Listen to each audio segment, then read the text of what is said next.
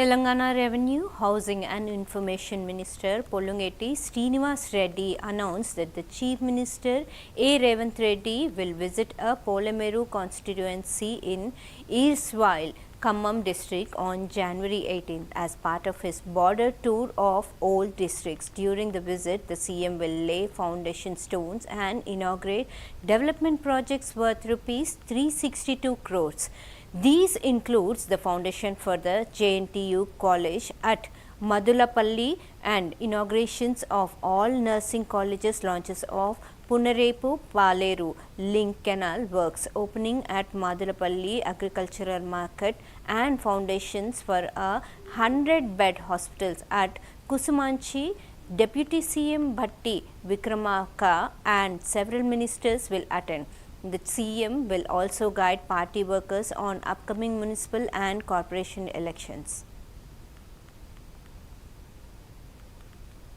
ఎన్నికలప్పుడే ప్రకటించడం అనేది ప్రభుత్వం ఉండదు. ఇందాక నేను చెప్పినట్టు నిరంతరము ఇది ప్రజా ప్రభుత్వం, ప్రజల కోసం పనిచేసే ప్రభుత్వం.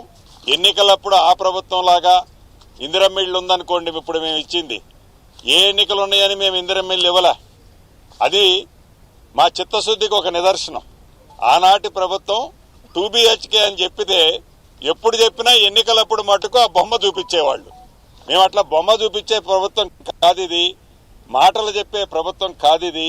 తక్కువ మాట్లాడి ఎక్కువ అని చేసే ప్రభుత్వం అనడానికి అనేక నిదర్శనాలు ఉన్నాయి. ఇందాక నేను చెప్పిన దాంట్లో భాగమే. థ్యాంక్ యూ అన్న. హలో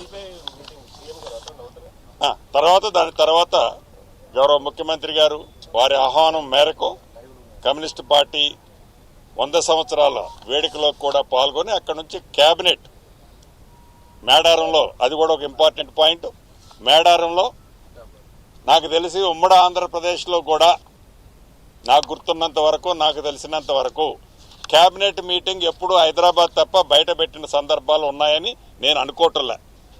మొట్టమొదటిసారి ఆదివాసులకి ఆరాధ్య దైవమైన సమ్మక్క సారలమ్మ మేడారం జాతర అది